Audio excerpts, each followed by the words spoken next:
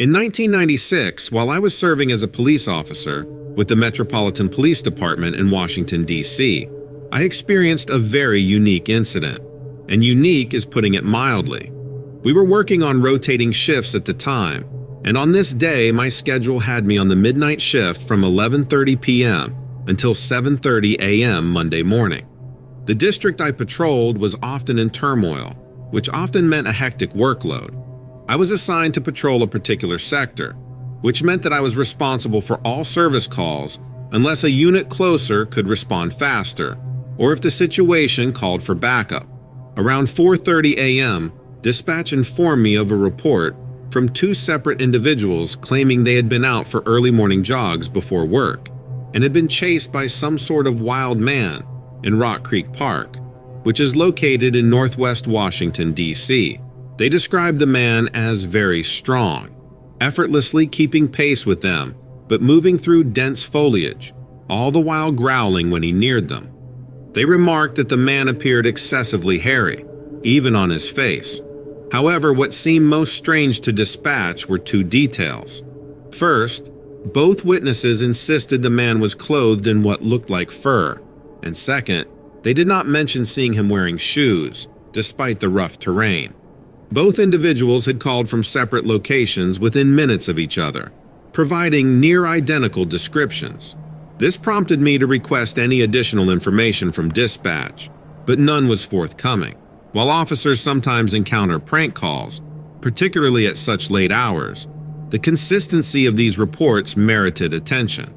After notifying dispatch of my plans, I proceeded on foot into Rock Creek Park, soon joined by another officer named Larry, who also had details from dispatch about earlier calls concerning a wild man in the park. Despite our initial skepticism, the parallels in the witness accounts warranted a cautious investigation. Rock Creek Park is expansive, with dense woodlands and streams making any search challenging, especially at night. To avoid unnecessary disturbance, we approached without headlights, using spotlights judiciously. Officer Larry began searching from the south toward the last known location of the suspicious person. About 30 minutes in, we heard movement in the woods and advanced with spotlights under the near full moon. Initially, the figure resembled a large animal on all fours. However, as we drew closer, it became evident that this was not an animal at all. The figure had a human head and upper body, with features similar to those described by the witnesses, and seemed unclothed. At this point, one might wonder why we hadn't drawn our firearms.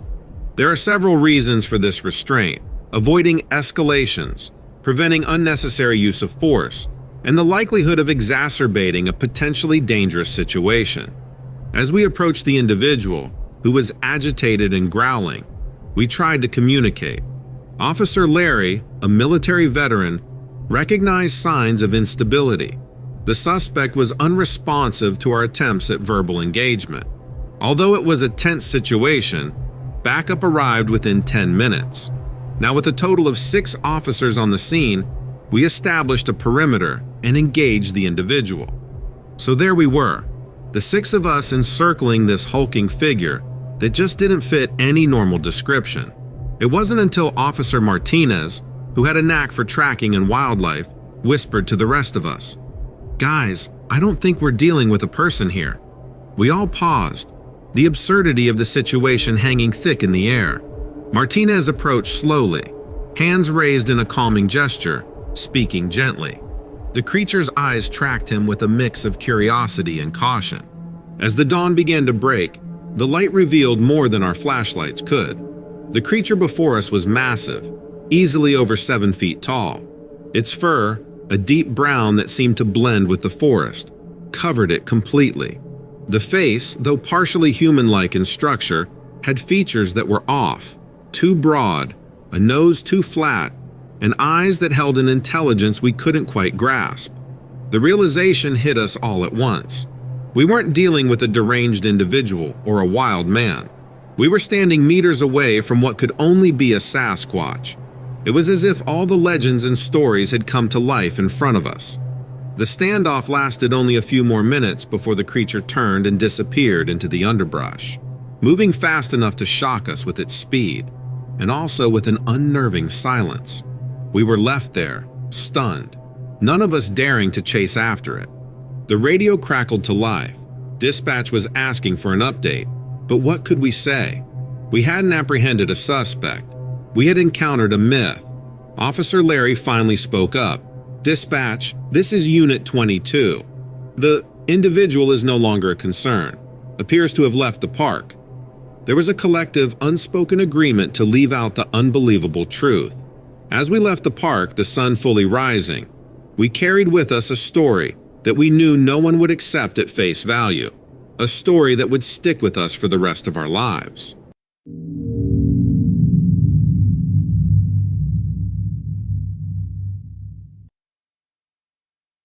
I've been listening to your reports and am particularly interested in those on winged creatures. Hearing them has taken me back to an experience from my childhood in Oklahoma. The story might seem outlandish, but perhaps you could shed some light on what I encountered. Growing up, camping was a staple activity for my family. One hot summer, we set up camp at Keystone Lake near Sand Springs, Oklahoma. To escape the sweltering heat, we'd either swim in the lake or relax under the shade of trees. One afternoon, my sister emerged from the lake, panicked, claiming something had grabbed her ankle while she was swimming. She later described it as feeling like hands. My mother settled her down and brushed off her tears, telling her it was probably just a fish or aquatic plants. It took her a while, but she finally settled down. That evening, after we had eaten, my parents chatted with another couple from the adjacent campsite, while my sister and I played frisbee on a grassy area. As darkness fell around 9 p.m., we started back toward our tent, positioned near a dense stretch of woods by the lake's shore. Approaching our campsite, we detected a strange, sweet, fruit punch-like odor. I remember it vividly because I loved fruit punch at that age. Fireflies flickered just above the ground, mingling with tiny bugs in the air. We tried to catch a few as we walked. Passing a large oak on our way to the tent, an eerie silence enveloped us. The usual sound of the summer cricket ceased. We stopped and peered into the woods before a peculiar swooshing noise grabbed our attention from behind. It resembled the sound of several bed sheets flapping together rapidly, accompanied by a muffled popping. Then we heard a thud against a nearby tree trunk and heavy breathing from above. My sister was the first to look up. Her scream of, "Oh God," sent a chill down my spine. I hesitantly raised my eyes and saw a dark, humanoid figure with large bat-like wings enfolded around its body, hanging from a tree limb right above us. We stood there totally in shock, and time seemed to stand still until my sister ran toward the tent in a frenzy.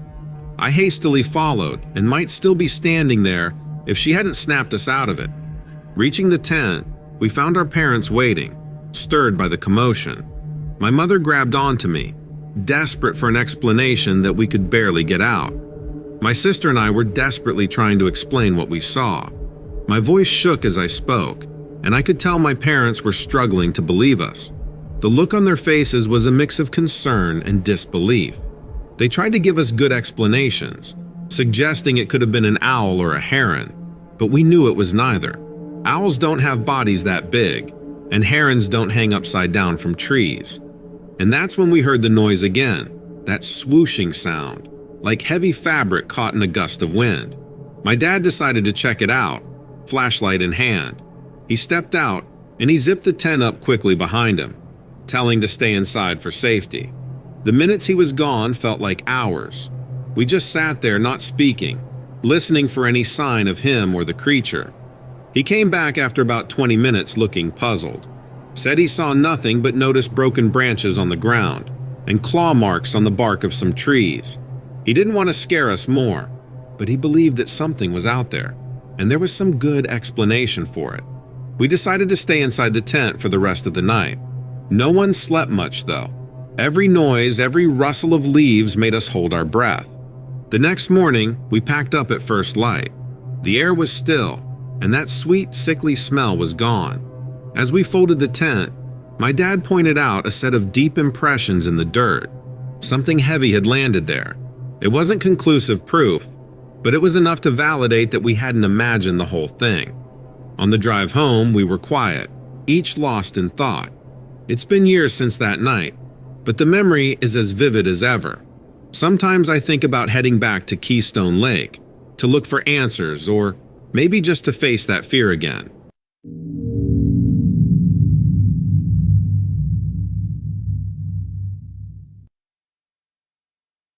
I have been meaning to write to you for quite some time, but I've been very busy. First, let me introduce myself.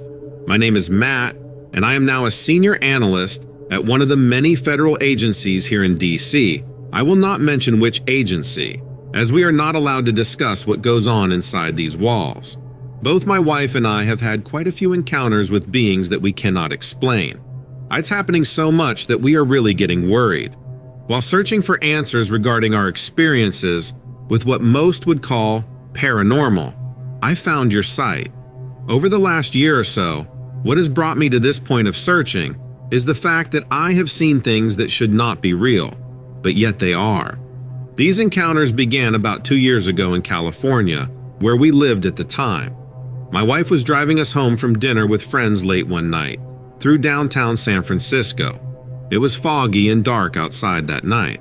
As we were crossing Market Street, near the financial district, my wife noticed something weird out of the corner of her eye across the street. It was moving towards us on all fours. She yelled and pointed, "What is that?" She slowed and looked back at it, and then screamed even louder. She said that whatever it was stood up like a man and walked away when she slowed. She insisted that it wasn't human. I didn't really see it, but we both were pretty freaked out but also intrigued. So, instead of going straight home, we decided to drive around town looking for any more signs of weirdness happening in San Francisco. About 15 minutes later, while heading down Mission Street toward the Soma district, she spotted another creature, and we both saw it this time. This time, it was not on all fours, but rather resembled an extremely tall and skinny man with very long arms. It stopped in front of us and turned its head towards our car. I can't explain how weird it looked, like something out of one of those movies you see late at night on cable TV. Its face had almost no features except for 2 large black eyes, which I could see even with the minimal light from nearby street lamps. As my wife gasped, I yelled, "Holy shit!" before she hit the accelerator and took off at full speed. The next day we talked about what happened, but decided not to tell anyone because they would probably think we were crazy. Anyway, we were moving soon and would be leaving it all behind us. We moved back east soon after due to job transfers. My wife is also a federal employee. About 6 months later, she told me that, while driving home from work, she saw another strange creature near Annapolis. It was crawling through a field next to her car as she drove by. After hearing her story, I began searching online for similar accounts and came across your site. My personal experiences started last summer when my boss asked me if I wanted to attend a conference in Sacramento about some new procedures being implemented by various agencies, including ours. So, off to California I went. At first, everything seemed normal enough. I was staying at a nice hotel downtown, close to where the conference was being held. I arrived early, so I had time to go sightseeing throughout the city.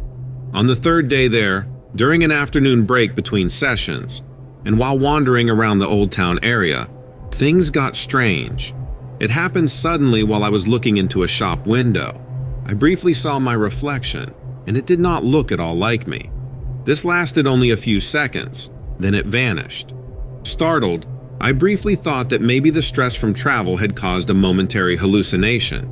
Later that evening, I noticed the same reflection while sitting at the hotel bar. It appeared, then disappeared again after a few seconds. This continued every day until the conference ended. During my last night after the conference was over, I was alone in my room reading, when suddenly I saw myself standing next to my bed staring back at me. I freaked out and called my wife, who talked me down and settled my nerves. The next morning, I checked out of the hotel early and headed home. After returning to DC, everything returned to normal for a while, until 2 months ago. On a Saturday evening, my wife was out with friends, and I decided to go downtown to see the latest movie. It was pouring rain, so I figured the best way to get there was by metro. Once I arrived, I took the escalator up from the station into the city. Alongside the wall, I noticed someone watching me as I went past. I couldn't tell what they looked like because their face was covered by a hood. I hesitated momentarily, thinking I might know this person. I stopped, turned around and looked back, hoping they would remove the hood. Suddenly, I felt something strange happening. Everything started going dark. I realized I was not able to move. It felt like I was trapped inside my own body, looking through a window pane at my own life.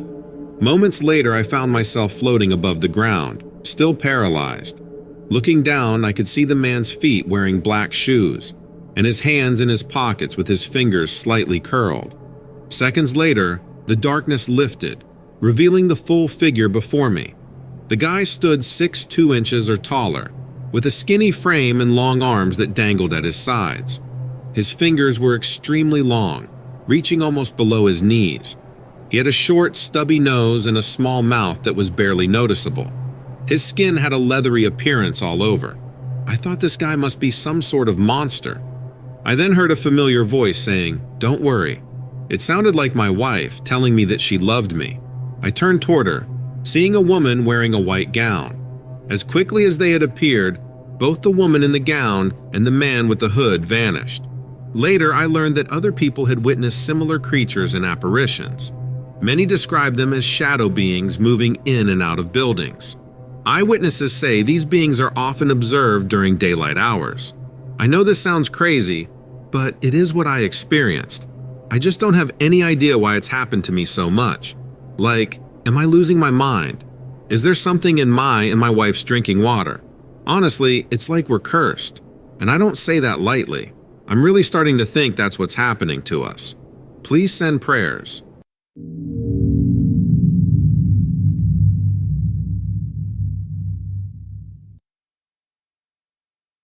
So there I was, just hanging out at my parents' place in northwestern Connecticut. This was back in the late 80s, and I remember it like it was yesterday.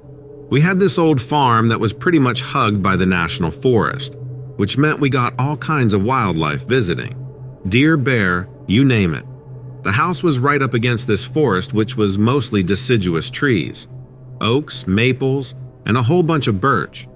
Around the edge of our property, there were these pine trees that had been planted years ago. They were mainly there to give us a bit of privacy. We had this big backyard too. It was about an acre, cleared out for our veggie garden and the lawn, with some apple and peach trees thrown in for good measure. Most of the place was left wild though, with wild blueberry bushes pretty much everywhere. So we had these two fenced-off bits. One was around the garden to keep the rabbits out, with their hutches on stilts along the edge. And the other was this bigger area that we'd fenced off from the woods. It was about half an acre and was where we kept the chickens, right behind the big grape arbor. The whole property was ringed by these old stone walls. Not the kind made by man. I'm talking about the kind that were put together centuries ago. Just big granite boulders stacked on top of each other. They made all these little caves underneath, which was pretty cool. Anyway, this one day in the summer, I was there by myself. Both my folks were at work, which left me to look after the place. It was a normal enough day at the start. I fed the rabbits, checked on the chickens, watered the plants, and then I just sat down to chill for a bit. I was under this canopy near the garden, just watching the animals and sipping on some iced tea. Rudy, that's my German Shepherd, was off doing his own thing. He'd wander off, but always came back every now and then to make sure I was still around. But after a while, I noticed something weird. It got real quiet all of a sudden. The birds stopped chirping, and even the dogs that were barking in the distance shut up. It was eerie. Then Rudy comes back, and he's not himself. He's got his tail between his legs, his ears are down, and he's got this look on his face. He's scared, really scared. And out of nowhere, there's this huge thud, followed by this crashing sound, like something massive had just dropped from one of the trees. The whole thing happened so fast, it's still a blur when I think back on it. 1 second, I'm chilling with my iced tea, and the next, there's this huge crash from the garden. Rudy and I just bolt straight up. We turn around to see what the heck made that noise, and that's when we see it. There it was, standing in the garden, not even 20 feet from where I was. This thing was huge. I'm talking 7 feet tall at least. covered from head to toe in this dark, shaggy hair. But its face, that's what I remember most clearly. It was almost bare, with just a thin layer of skin, no hair at all. And the eyes, they were this weird yellowish color, glowing almost. It was kind of dim under the canopy, but those eyes stood out like they had their own light or something. The rest of it, though, I couldn't make out too well. What with the shadows and the leaves and all. I couldn't move. I just stood there, locked onto those bright yellow eyes, and poor Rudy was whimpering behind me, scared out of his mind. We must have stood there for what felt like forever, until it broke eye contact and charged at us, growling like something out of a nightmare. I snapped out of it then, grabbed the first thing I could find, a big stick, and started swinging it over my head, backing up and yelling as loud as I could. But this thing, it didn't even flinch, just kept coming at us. I kept backing up until I hit the stone wall, and man, I fell hard, hit my back and got knocked out cold for a second. When I came to, it was right there, inches away from me, growling and showing its teeth like it was about to attack. But then, everything slowed down, like some weird slow-motion movie. I could hear every little sound, the insects, the leaves. Even my own breathing sounded weird and far away. It was like time had stopped but was still going. And then it pounced, landing right on me, heavy as a boulder. I thought that was it for me. I tried to push it off, but it felt like pushing against a mountain. I looked up into those eyes again, thinking this was the end. But then, just like that, things snapped back to normal speed. Somehow, I got a burst of strength, or maybe it let up a bit, but I managed to get away. Instead of coming back at me, it just bolted for the nearest tree and disappeared into the woods. Rudy, crazy as he is, went right after it, jumping the fence and chasing it down. I ran after them, heart pounding, feet barely keeping up with the fear and adrenaline pumping through my body.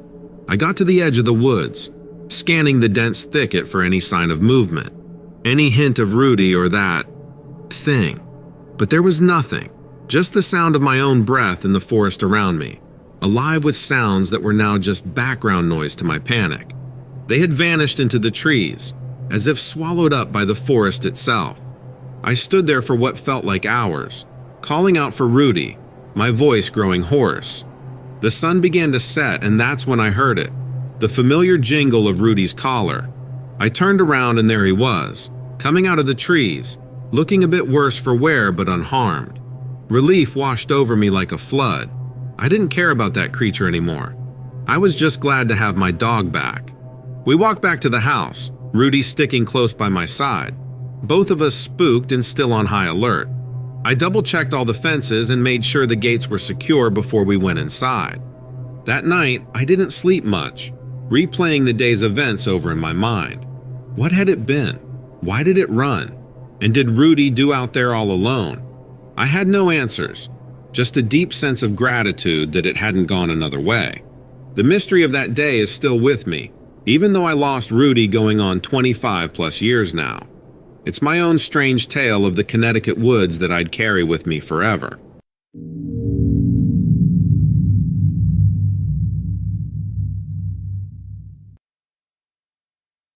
It was a regular night, just like any other. I was heading home from work, driving through Elk County, Pennsylvania. I live right outside of Benezette, a small town where everyone pretty much knows everyone. The road home is one I could drive with my eyes closed. Not that I would ever try it, but you get the idea. It's this winding road, lined with thick trees on either side, pretty isolated and quiet, especially at night. So there I was, it must have been around midnight. I just passed the local cemetery, a spot that always gives me the creeps, even though I don't believe in that sort of thing. The moon was full and bright, casting this eerie glow everywhere. It's funny how a full moon can make even familiar places look different, almost otherworldly. As I rounded a bend in the road, something caught my eye. At first, I thought it might be a deer or an elk. We have a lot of them around here. But then, this thing, whatever it was, stepped onto the road, right into my headlights. And man, I realized then it was no deer. Describing it is tough. It's like trying to explain a color you've never seen before. The best I can do is say it looked like some kind of skinless dog or coyote. But with a twist, it had human-like features. Its hair was long and black, but its face, it was more human than animal. It was running on all fours at first, but then, as it hit the pavement, it stood upright and started sprinting. This thing, it was bizarre. Its arms were really long, and its hands were like a mix between paws and human hands. Its hips were wide, and its legs short, so when it ran, it was more of a hopping sprint. I can't even guess how fast it was moving, but in just a blink, it crossed the road and vanished into the trees. I couldn't process what I'd seen. My mind was racing as I drove past the spot where it disappeared. All I knew was that I wanted to get home, fast. I didn't speed, but I was definitely pushing the limit. Once home, I locked everything. Windows, doors, you name it. Sleep was out of the question that night. I was too wired, too freaked out to even think about closing my eyes. The next day, still shaken, I called my brother. He lives about 10 miles away. I asked him to come over so we could go back to that spot, see if we could find any clue about what I saw. So, there I was, the day after the sighting, standing with my brother at the spot where this whole crazy encounter went down. We scoured the area, looking for anything out of the ordinary. But aside from that weird smell, there was nothing.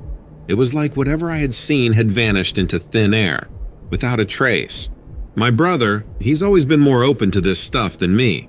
He listened to my story, nodding, not even surprised. Turns out he's had his fair share of weird encounters in the area.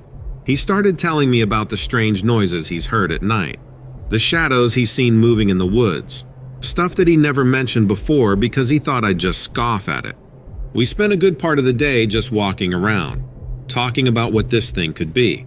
My brother's theory about a portal or gateway wasn't just some random idea. He'd been piecing together stories from around town, old legends, recent sightings, and strange occurrences. According to him, there's a long history of unexplained events in these woods. Disappearances, strange lights, eerie sounds, you name it. Now, I'm not saying I became a believer right then and there, but I couldn't ignore the mounting pile of questions. This wasn't just some random, isolated incident. There was a pattern, and it was getting harder to just brush off. The more we talked, the more curious I got. I started doing some research of my own. I hit the local library, scoured the internet, and even chatted with some of the older folks in town. The stories I heard were all over the place, some too bizarre to take seriously, but others had this ring of truth to them that was hard to ignore. One thing that kept coming up in my research was the term skinwalker. It's a legend among Native American cultures, a being capable of transforming into, possessing, or disguising itself as an animal. The description sort of matched what I saw, but I wasn't ready to jump to conclusions. Nights became a bit restless for me after that. Every sound outside my window made me jump. I kept my curtains closed, my doors locked. I even started taking a different route home from work, avoiding that stretch of road where I saw whatever it was. My days were consumed with trying to find answers. I started taking walks in the woods during the day, of course. I wasn't about to wander around after dark. I'd look for signs, anything unusual. Most days, I found nothing. But there were moments, fleeting glimpses of something off in the distance, or a strange noise that I couldn't quite place, that kept me searching. This whole thing, it started taking over my life. My friends noticed I was distracted, always lost in thought. I tried explaining it to a couple of them, but I could tell they didn't really believe me. Can't say I blame them. If it hadn't happened to me, I wouldn't believe it either. It's been a while now since that night, and I still don't have any concrete answers. But I've come to accept that there are things in this world that can't be easily explained. I don't know if I'll ever see that creature again, and I'm not sure I want to. But I know what I saw, and it's opened my eyes to the possibility that there's more to this world than what we see. As for that stretch of road, I still avoid it. Maybe one day I'll be brave enough to drive it again at night. But for now, I'll stick to the long way home. It's funny how one experience can change your whole perspective on things. I used to laugh at stories like this. Now, I'm the one telling them.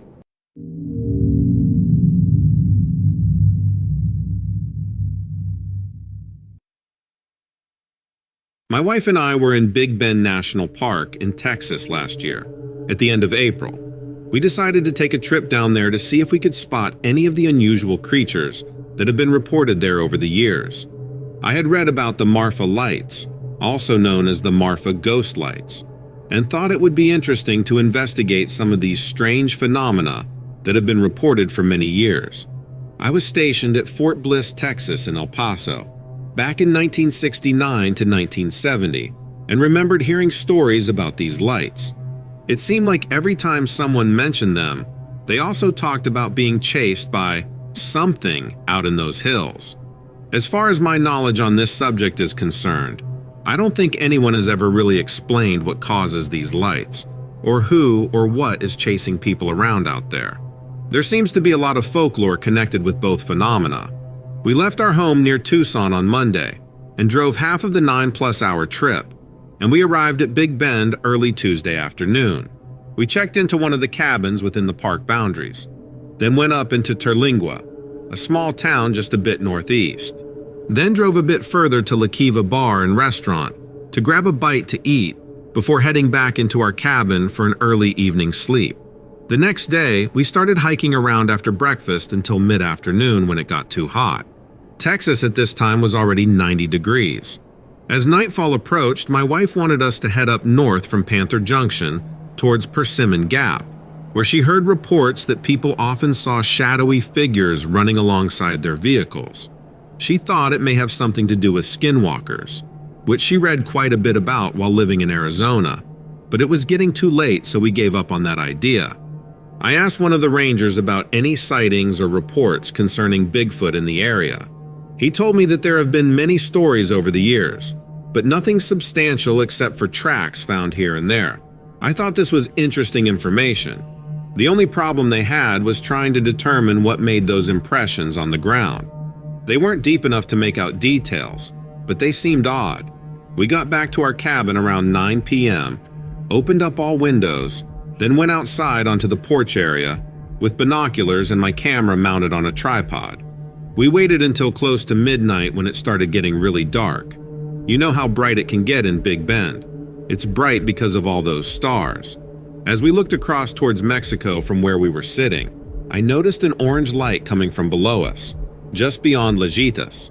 She quickly ran inside, grabbed her phone, and then called her friend Lucy. After hanging up, she explained that Lucy's husband witnessed something similar several years ago near Study Butte while he was driving home late at night. He told her about these two lights chasing him down the highway before suddenly disappearing as he crossed into Presidio County. Anyway, at this point we were both tired and nothing concrete had happened, so we headed back inside the cabin to hit the hay. So the next day, we decided to return to the park. My wife seemed a bit disappointed. She had hoped for a close encounter with the unknown, something more than just lights in the distance, and hearing about strange tracks. We walked around a bit, but still no sightings. That evening, we decided to give it one last try. We picked a spot near the Rio Grande, where it was quiet and secluded. As darkness enveloped the landscape, we sat there, just watching and waiting.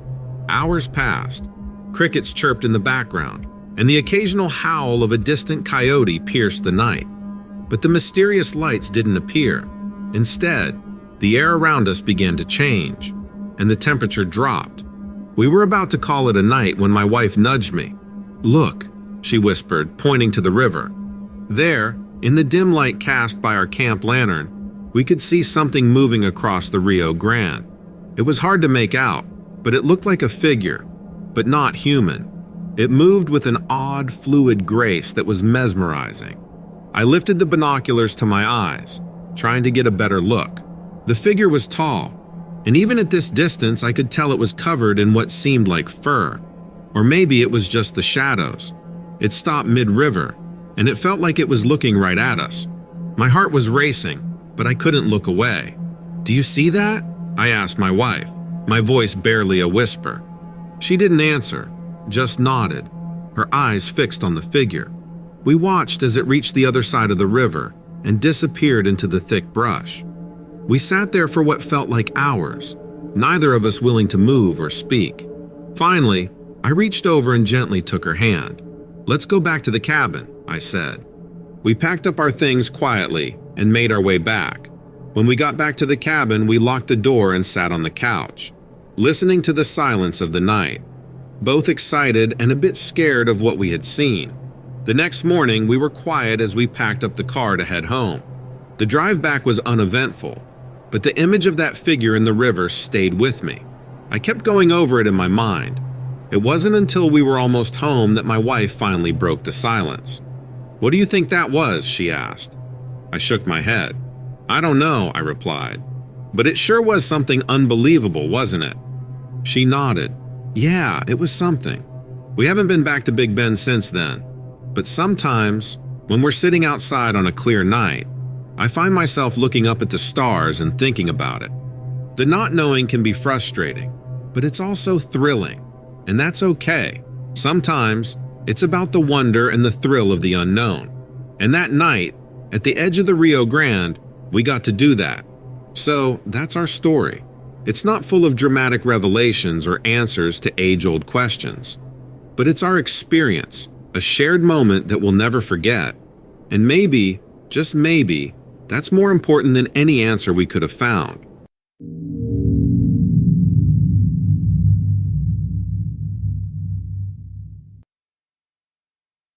I am 47 years old, and I currently reside in Ohio.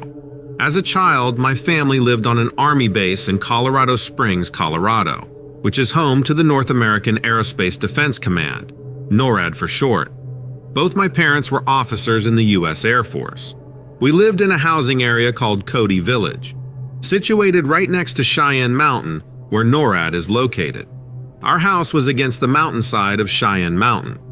One summer evening, around July or August of 1982, when I was about 10 years old, I fell asleep on our living room couch while watching TV with my mom and dad. My older sister and younger brother had already gone to bed. They were much younger than me at that time. My parents woke me up to tell me it was time for bed. As you enter our front door, there are stairs that lead upstairs directly across from you. The window in my bedroom faced the mountainside behind our house. The window was not very high off the ground, because our house was set far back into the hillside. There were 2 large pine trees between my bedroom window and the thick woods that stretched up along Cheyenne Mountain, starting about 20 feet away. After my parents woke me up, I walked up the stairs and over to my bedroom. I glanced out my bedroom window and saw something walking toward those 2 large pine trees from the woods beyond. Describing what I saw is difficult, because it didn't resemble any natural creature that exists today. The closest description might be a werewolf-type creature, but even that doesn't quite capture it. It appeared taller than an average adult male, probably standing around 7 feet tall, and was walking on 2 legs. It had a wolf-like head, though more elongated than a normal wolf's, or anything you might see in a movie. Its face or head looked similar to an otter's, with sharp, pointy teeth. The creature itself didn't seem overly muscular, even though muscle was visible under its grayish-colored fur, which was lighter than that of a black bear. So I'm staring at this thing, and my heart is doing the samba in my chest, right? I mean, it's not every day you see something straight out of a monster flick in your backyard. But there it was, kinda just lumbering toward the trees like it's out for an evening stroll. And I'm stuck there, glued to the spot. I remember thinking I should shout for my folks, but part of me didn't want to make a sound. Like, what if this thing hears me? But then, what if it comes up to the house? I'm stuck in this mental tug of war when the thing stops by the pine trees. It just stands there sniffing the air. I'm thinking, okay, this is it. It's going to turn around, see me, and that's the end of my story. But it didn't. It looked confused, lost. It's hard to explain. Then, out of nowhere, it lets out this howl. Not the kind you hear in movies. Not that long, sad sound. It was sharp, quick, like it was annoyed or something. After that, it just turns and trots back into the woods. Just like that, as if it decided there was nothing interesting, and it was time to hit the road. I don't remember moving until I heard my dad call out, asking if I was coming to bed. My voice was a whisper when I said, yeah, I was on my way. I didn't tell them what I saw. I figured they'd say it was a dream or I was half asleep or something. The next day I went out to look at the trees, half expecting to find footprints or werewolf fur or something. There was nothing, no prints, no broken branches, nothing. It was like it never happened. But I know what I saw. I didn't sleep well for weeks after that. Kept looking out the window, expecting to see it again. But I never did. Sometimes I wonder if it was just passing through, or if maybe, just maybe, it was something from the mountain, from NORAD, something that got out. Who knows? Years went by and I joined the Air Force like my folks. Didn't stay in Colorado though. Moved around, saw the world. But I never saw anything like that creature again. I told the story a few times, to buddies over a beer. Most laughed, a couple looked like they believed me, or they wanted to. Now, here in Ohio, I hike a lot, always in the woods, always looking for something, anything that might explain what I saw that night. Never found an answer, but I'll tell you this, I never look at the woods the same way, especially not at night. And on the off chance that I hear something that sounds like a howl, I'm not ashamed to say I get that same little samba in my chest, just like when I was a kid.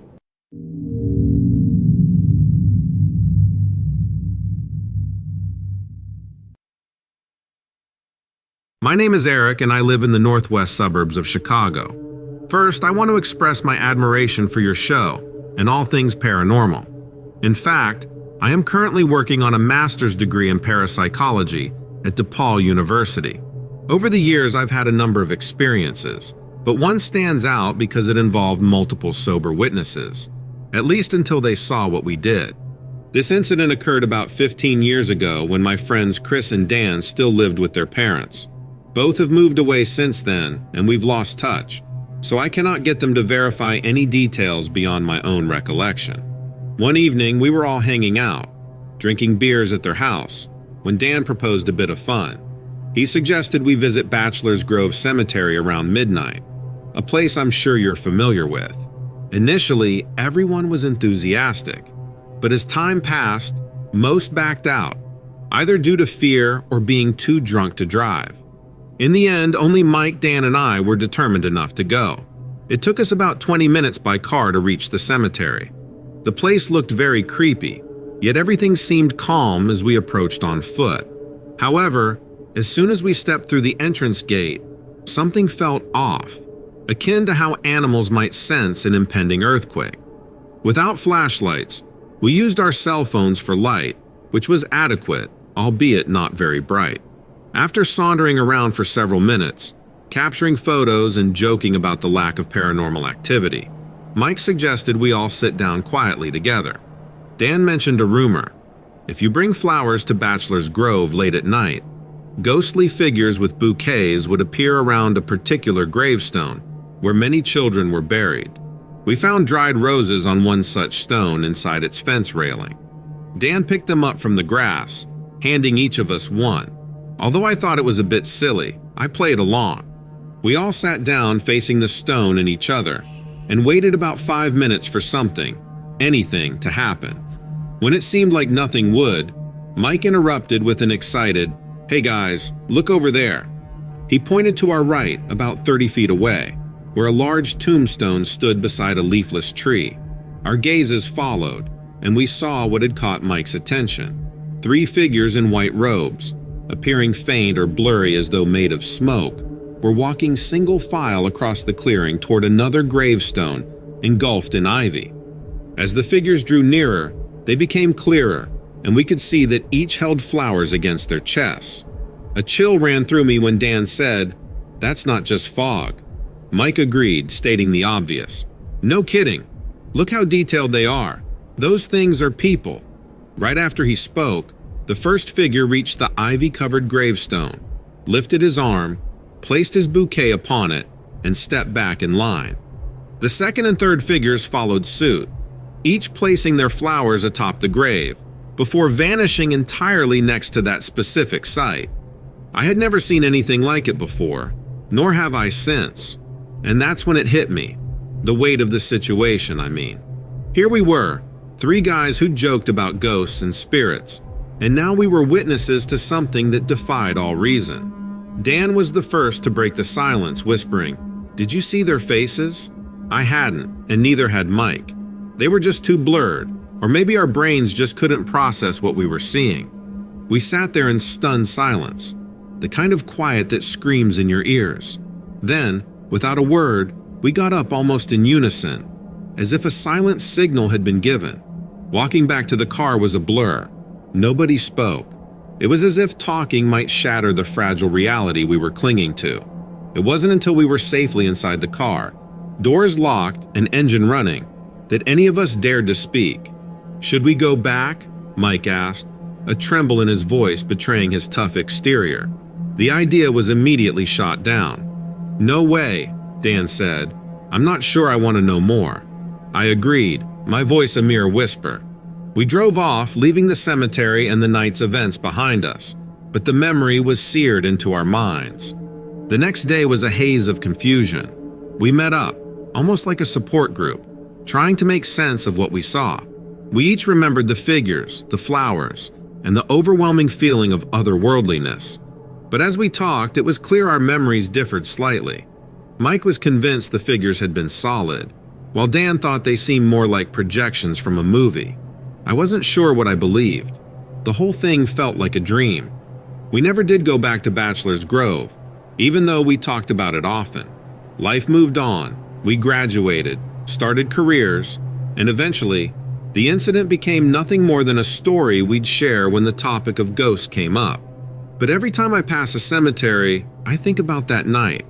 I think about the chill that ran down my spine, the silent agreement to leave, and the unspoken pact that what we saw was real, even if it was something we couldn't explain.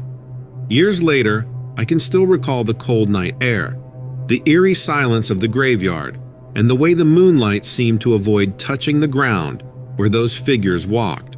I've read every book on the paranormal I can find, looking for an explanation, but nothing has come close. It remains an enigma, a true paranormal experience that I was part of. And maybe, in the end, some things are meant to stay unexplained. After all, isn't the mystery part of what draws us to the paranormal in the first place?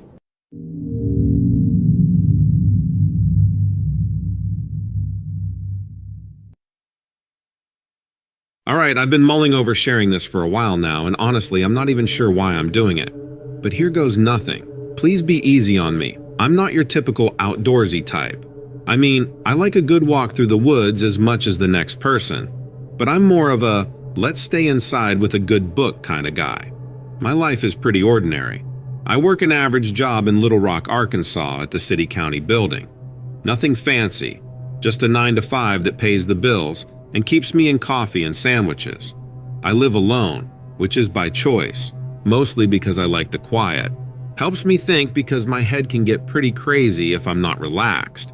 But there's one thing that's not ordinary in my life, not by a long shot, and it's the reason I'm writing this now. I never believed much in cryptids or creatures of legend. They were just stories you told around a campfire or read on internet forums late at night when sleep eluded you. That was until last spring. It was a Saturday a few years ago, and I had driven out to the Ozarks to clear my head. The drive took me just over 3 hours. Work had been piling up, and the walls of my apartment seemed to close in on me. I needed to be somewhere open, somewhere I could hear the leaves rustle without the constant hum of the city in the background. Somewhere far from home. I found a secluded trail that wasn't too rough.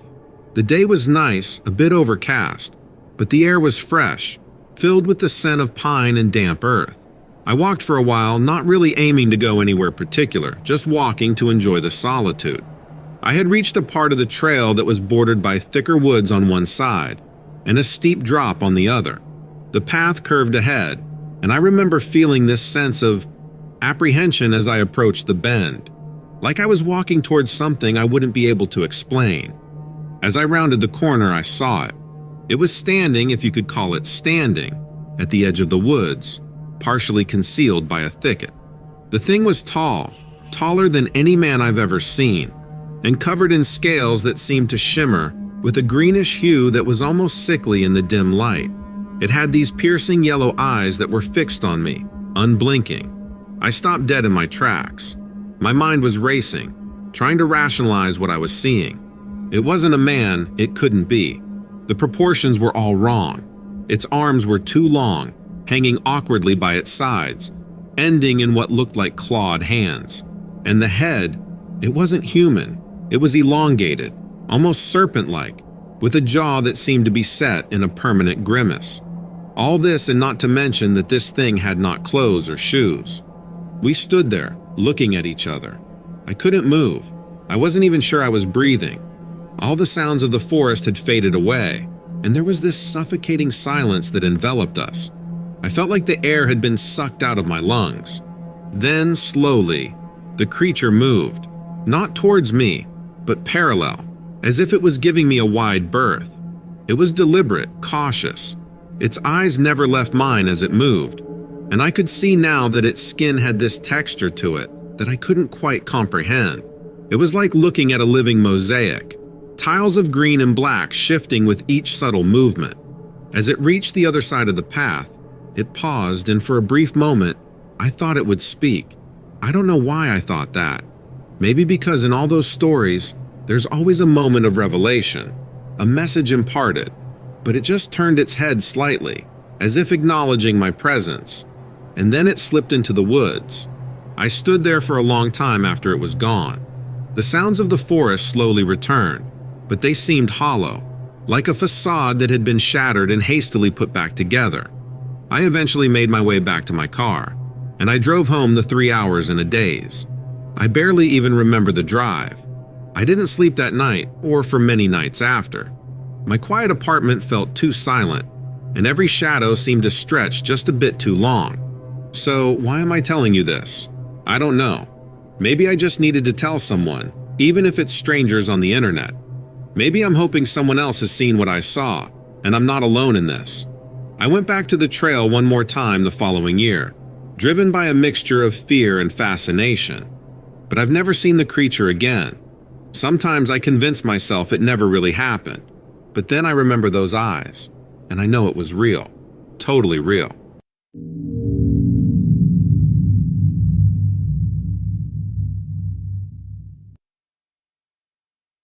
I was searching the internet for some strange occurrences that have happened in Yellowstone National Park and came across your website. None of the stories I found seemed true or factual, particularly the one about a park ranger being chased by Bigfoot. This is why I decided to send you an email explaining my own experience that took place while visiting Yellowstone. I visited this beautiful national park back in 2012 with my wife. We were there for about a week, staying at a few different campgrounds. On our last night, we decided to stay at Grant Village Campground on the southwest side of Yellowstone Lake. We set up our tent right near where the showers and bathrooms were located, so we wouldn't have to walk far during the middle of the night if need be. We had spent most of our day exploring around Old Faithful and other geyser basins throughout the park before making it back to our campground later in the evening. It was already dark out when we arrived back from all of our adventures, and it was very quiet throughout most of the campsite area, probably because it was getting close to October. There weren't many people camping out at this time either, due to the colder weather setting in. As I said earlier, we set up camp near the shower bathroom facility, which sat adjacent to a large open field surrounded by forest on both sides, along with campsites lined around the edge as well, ours being the closest site toward the center or backside. My wife went into the tent shortly after arriving back, while I stayed outside cooking dinner over a fire pit nearby, near the pavilion-type structure of the next shower building. While cooking dinner, everything seemed normal until I noticed how silent it had gotten around me. Even though I could hear occasional vehicles passing by off-road every now and then, I still couldn't shake the feeling something wasn't right anymore. Being a former military police officer myself, having served overseas in Afghanistan during Operation Enduring Freedom several years prior, along with other combat zones during time spent active duty, as well as law enforcement afterwards, I have learned to trust my instincts over the years. And this was one of those times when gut feelings told me something wasn't right, especially being outdoors, where I could potentially face any number of dangerous situations. After about 10 minutes or so of cooking, I heard a faint noise coming from the woods behind me. It sounded like footsteps crunching on leaves and twigs. At first, I thought it was just an animal wandering around, but then the footsteps seemed to get closer and louder. The sound was definitely bipedal and did not resemble any animal movement that I had ever heard before. I turned off my stove burner and grabbed my flashlight. I shined it in the direction of the noise, hoping to catch a glimpse of whatever was out there. But all I could see were trees and darkness. Then suddenly, everything went silent again. The silence lasted for what felt like minutes, but in reality, it must have only been seconds. Then there was a loud crashing sound coming from the woods, followed by what sounded like heavy breathing. I immediately called out to my wife, who was still inside our tent. "Honey, wake up! There's something out here!" I unzipped the tent door and saw her sitting up with a worried look on her face. "What's going on?" she asked. "There's something in the woods," I replied. "I don't know what it is, but it doesn't sound friendly." "Should we call someone?" she asked nervously. I considered calling park rangers or even other campers nearby for help, but part of me didn't want to risk leaving our campsite alone while waiting for assistance. Suddenly, another crash came from the woods, followed by more heavy breathing. This time, though, there seemed to be some sort of rhythm or pattern to its breaths, as if whatever it was knew we were listening. My heart started pounding as fear began creeping into my mind. Without saying anything else to my wife, I quickly packed up our camping gear into our car that was parked next to us. Once everything was loaded up, we got into the car and locked it all up. As soon as the engine started running, the lights turned on and shone into the trees. That's when we noticed something standing near the edge of the tree line, directly across from where we had been cooking earlier. It was a tall and dark figure that seemed to blend into the background so well that I couldn't make out any details other than its general shape, which appeared to be human-like. Its head appeared slightly pointed at the top, along with long arms hanging down its sides. As soon as I shined the high beams towards it, the creature quickly disappeared back behind trees. I slowly put the car in gear and drove away from the campsite as fast as I could without losing control, or worse yet, hitting another camper or park worker. We didn't stop until we reached the main road several miles later. Eventually, we found another campground to stay at for the night, far away from where our encounter occurred. I still don't know what exactly happened that night in Yellowstone National Park, but I am convinced that there was something out there watching us. Whether it was a Bigfoot or some other kind of creature, I can't say for sure. All I know is that whatever it was gave me an eerie feeling and made me fear for my life. I hope this story helps add to your collection of strange occurrences in Yellowstone. Thank you for taking the time to read my email. Sincerely, Derek.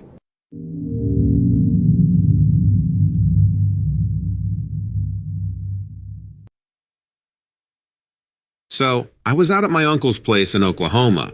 He's got this big farm out in the boonies, the kind of spot where your phone's data signal connects to nothing. I was there for the weekend, doing the whole family bonding thing, helping with the harvest. That's a job and a half, let me tell you. So, there I was, covered in dust and sweat, hauling these bushels of corn that felt like weights. The sun was dipping, and the whole place was bathed in that golden hour light, making everything look like a postcard from the good old days. My uncle, he's one of those up-at-dawn work-till-dusk types, and he was driving the tractor like a captain at sea, all stoic and focused.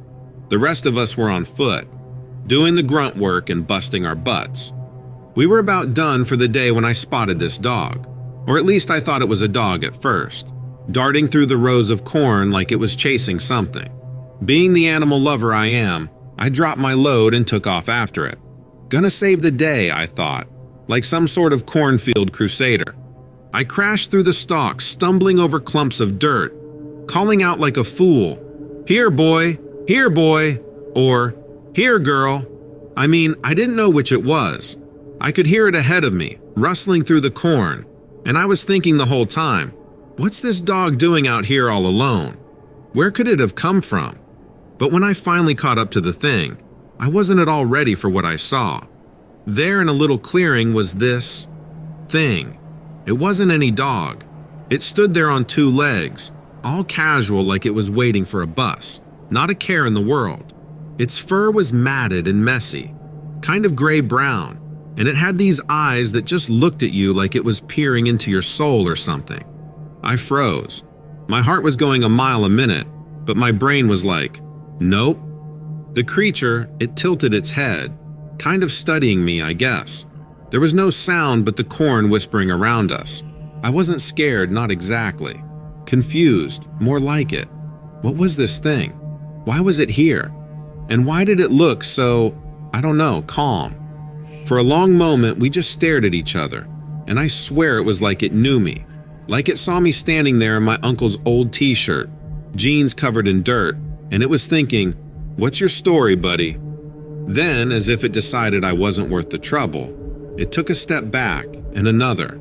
Its movements were smooth, deliberate. It wasn't scared of me.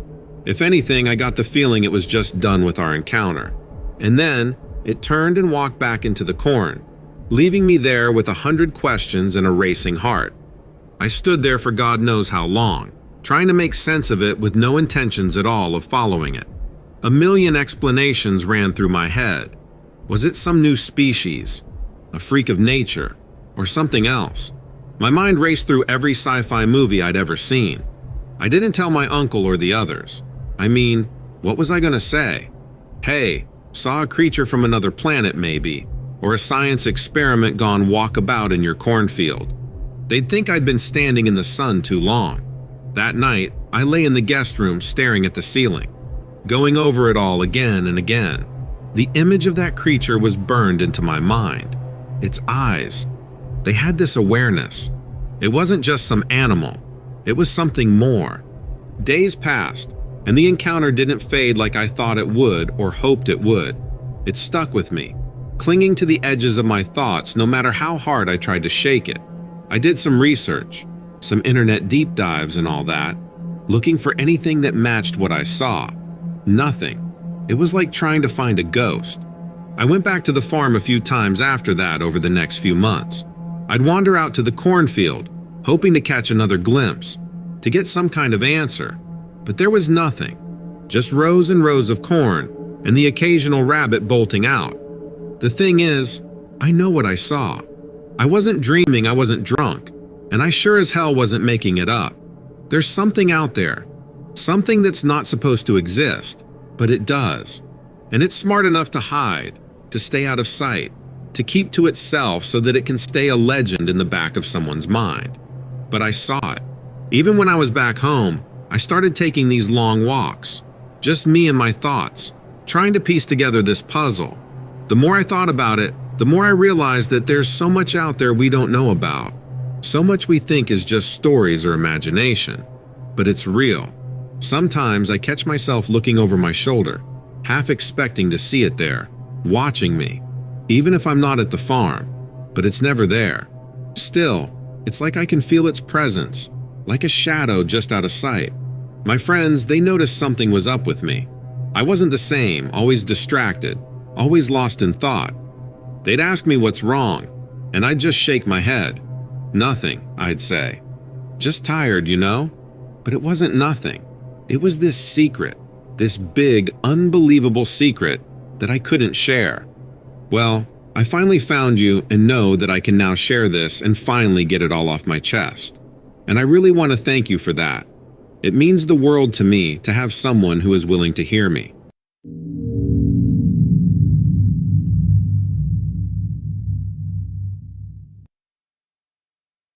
So, you know how it is, right? You're out camping trying to get away from it all, and you think, hey, a midnight swim would be refreshing, wouldn't it? Well, actually, not many people do think like that, but that's exactly what I thought. Meanwhile, I was in for something totally different to happen, something that shook me to my core. This wasn't my first solo trip. I've done it a bunch of times. There's this lake I like near where I live in Illinois that's really secluded, surrounded by woods, and it's usually dead silent at night. Perfect spot for a guy like me who just wants to hear the sound of nothing for a while. I got there late in the afternoon, set up my tent, and had a couple of hot dogs over the fire. Classic camping food. So the night rolls in, right? The sky's clear, the stars are out, and I'm just lying there looking up, thinking about nothing and everything. Then I got this idea to take a dip. The water's always cold as heck, but I figure why not? A little cold water never hurts anyone, and I actually find it refreshing. Shakes my body into gear. So I get to the edge, and the first thing that hits me is the fog. It's just rolling over the water like something out of a movie.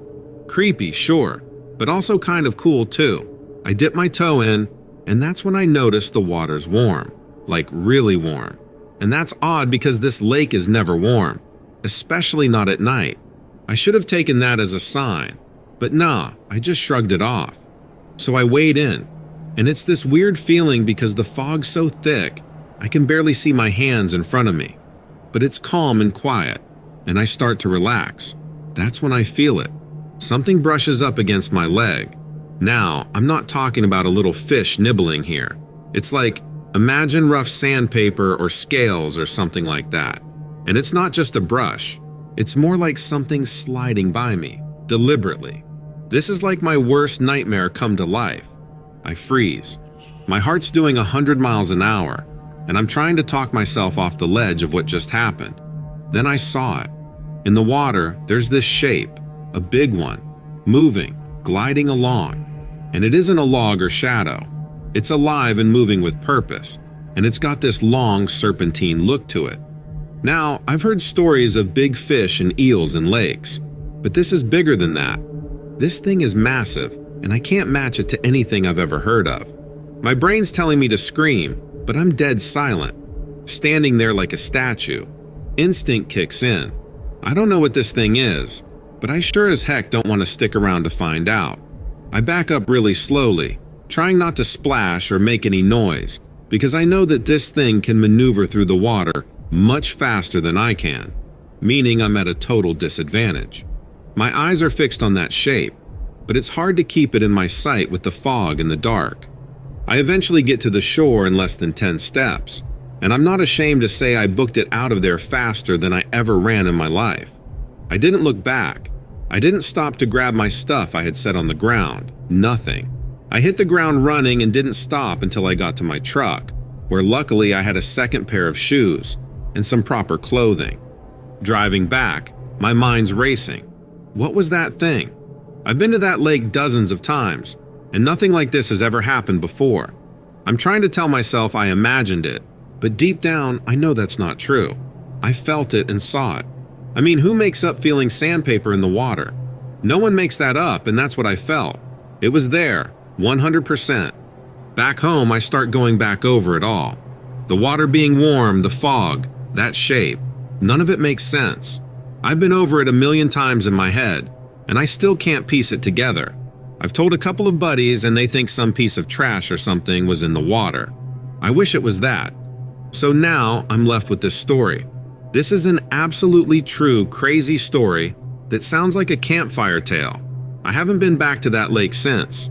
Maybe one day I'll have the guts to go again and see if it was just a one-off thing. But for now, I'm sticking to daylight dips. And even then, I scan the water in advance to be sure it's safe. Because here's the thing about the unknown. Once you've had a taste of it, it sticks with you. It makes you wonder what's lurking beneath the surface, in the corner of your eye, or just out of reach in the fog. It makes you think twice about going for a midnight swim in a secluded lake, that for sure. Or at least it should.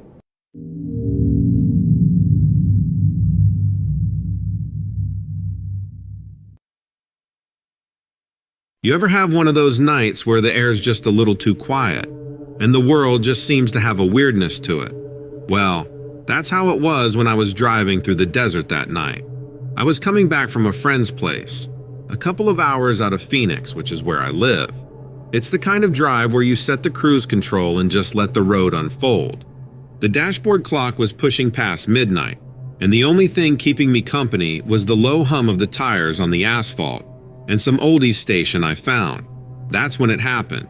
Something shot out in front of the car so fast I barely had time to react. My heart was blowing up against my ribs as I jerked the wheel to the left.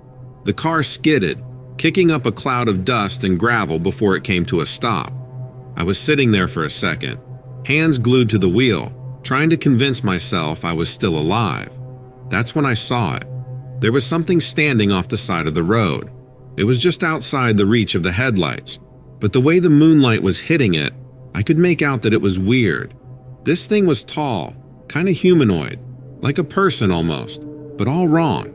It had this skin that looked like somebody stretched out chrome over a mannequin. The way it reflected the moonlight was eerie. We just stared at each other, and I swear I could feel it looking right at me, not just at the car, but at me. Then, without any kind of warning, it bolted. Not like any animal I've seen, though. This was like 0 to 60 in the blink of an eye. It shot across the desert so fast, I could barely follow it. It was like it just vanished into the night. So there I was, heart racing, trying to make sense of what I'd just seen. I mean, what do you do with that? There's no frame of reference for something like this. I remember thinking, okay, breathe. You just need to breathe. I checked the car and everything seemed all right. No damage. But my nerves were fried.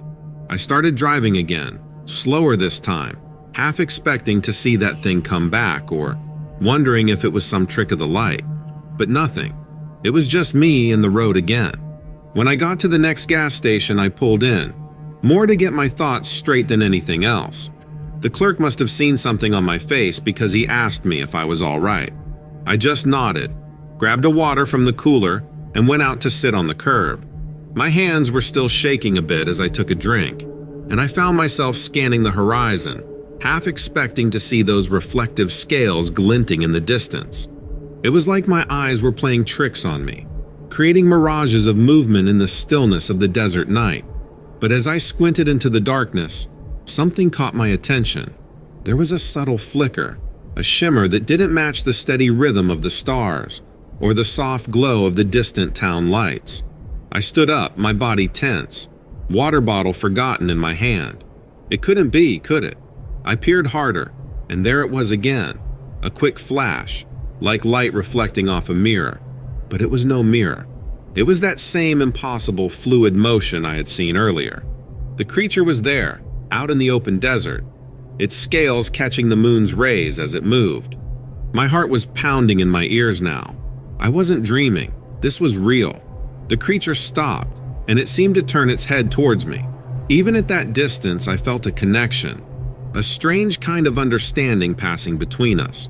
It was like it knew I was watching and had come back to, what? To show itself? To prove that I wasn't crazy. I found my legs moving before I had decided to walk. I was drawn towards the creature, each step cautious but determined. The desert was silent around me, the night air cool on my skin.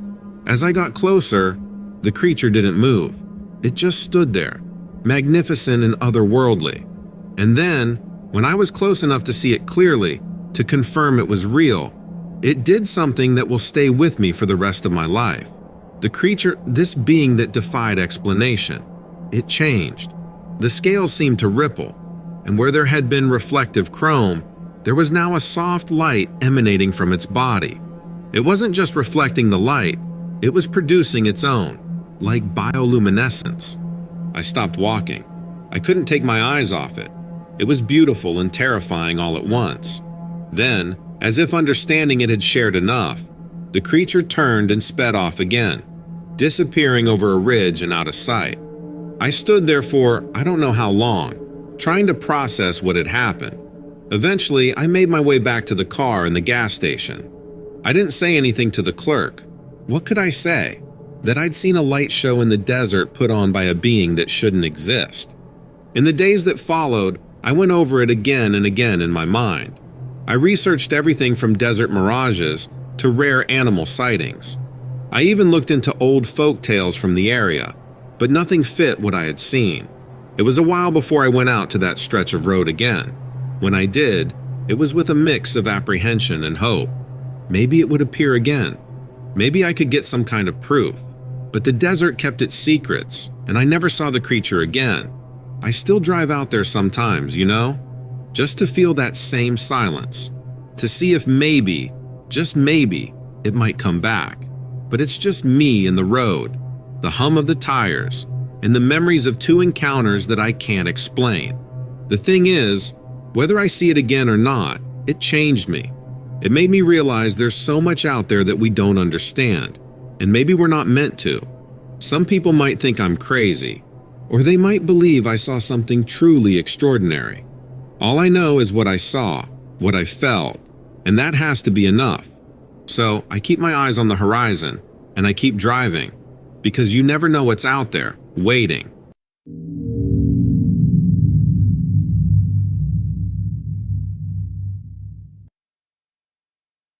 You know how some nights are just weird?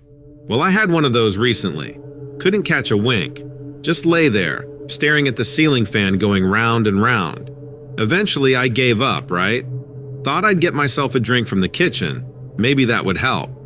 So I shuffled down the hallway, all creaky floorboards and shadows. The clock was ticking away in the living room, kinda soothing, but also a bit eerie. I filled my glass at the sink and took a sip. That's when I saw it. Through the kitchen window, there was this thing. It was tipping over the bins out back. Now, we've had raccoons and even a bear once, but this wasn't like that. It was bigger than a dog for sure. I couldn't make out much in the dark, but its eyes caught the light. Kinda like when you see a cat at night, all shiny and bright. It had a weird shape too, and it didn't fumble around like animals do. This thing knew what it was doing. It was very deliberate and quiet. I pressed my face against the window, trying to get a better look. It must have caught my movement, or maybe seen the reflection, because it stopped and turned. Now I've seen plenty of animals look my way, but this was different. It had this look, almost like it was calculating how to get to me, and not for any reason that would be good. Then, just as suddenly as it appeared, it took off. Not in a panic, but smooth, like it decided it was time to go. And it was fast. 1 second it was there, and then it just melted into the woods. I couldn't hear a branch break or leaves rustle. It was gone, silent as the night. I stood there for who knows how long, glass in hand, trying to process the insanity of it. Eventually, I turned on every light in the house, checked all the locks, and peeked out of every window. But there was nothing. Just the normal night sounds and the bins knocked over on the grass. The next morning, I went out to clean up the mess. I found footprints, sort of. They were too messed up to make out clearly, and I'm no tracker, but they were odd, larger than any dog prints, with a strange pattern that didn't match any shoe I'd ever seen. It gave me the chills, and I kept looking over my shoulder the whole time I was out there. I told my neighbor about it later, and she just said I probably just saw a stray, and my half-asleep brain made it into something more. But I know what I saw. It wasn't a dog or any stray. I've seen plenty of those, and they don't give you that cold sweat or that twist in your gut. I tried to let it go, but every time I heard a noise at night, my mind raced back to that thing at the window. I started researching, looking up local wildlife, checking those cryptozoology sites. Couldn't find anything that matched it exactly. Whatever it wasn't normal. Not a wolf, not a bear, not any critter you'd find in a nature guide. Nights turned into weeks, and I caught myself avoiding the kitchen window after dark. I'd grab water from the bathroom instead. Silly, right? But you weren't there. You didn't see those eyes. Then one evening as I was getting home, I noticed something by the woods. A trash bag, one of ours, torn open, but just sitting there over at the tree line. It was like that thing was leaving a calling card, a reminder. I couldn't help thinking it was deliberate, a signal that it was still around, watching. That's when I decided to set up a camera. I needed to see it again, to prove I wasn't losing it. I picked up one of those wildlife cams, the kind that snaps a picture when it detects movement. I mounted it on a tree, aiming it towards where I saw that creature, and waited. Each morning, I checked the footage, but there was nothing, just wind-blown branches and the occasional bird. I was starting to doubt myself, starting to think maybe it was all in my head, until last night. I woke up to see the camera's notification on my phone. Motion detected. Heart pounding, I grabbed my phone, opened the app, and there was nothing. Just a bunch of raccoons going through the garbage. I'll keep trying, but I think this thing is super smart and knows what I'm up to. I haven't figured out what to do next. Should I call someone? Who would believe me? Who do you call about stuff like this that doesn't really fit into any category? Would love to hear any suggestions.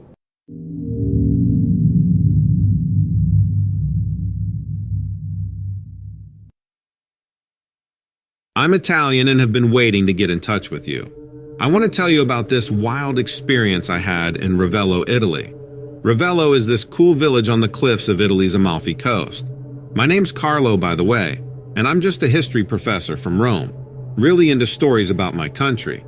Every summer, I take a break to go somewhere and dig into some history. This time, Ravello was my choice because of its old buildings and great views. So, I was walking around the place one evening. That night, as usually happens, when the sun went down, the streets started getting lit by lanterns. The shadows got all long, and although beautiful, were also a bit creepy.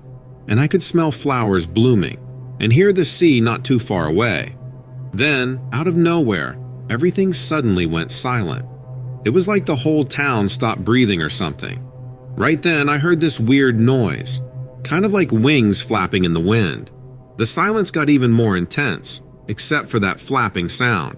So, naturally, I got curious and decided to check it out. I followed the sound and ended up at this old rundown cathedral that was just at the top of the hill, maybe a 5-minute walk. At first, I looked around but saw nothing. I knew this church welcomed visitors at any time, and so I went inside, hating how the wooden doors made this creaking sound that echoed all over.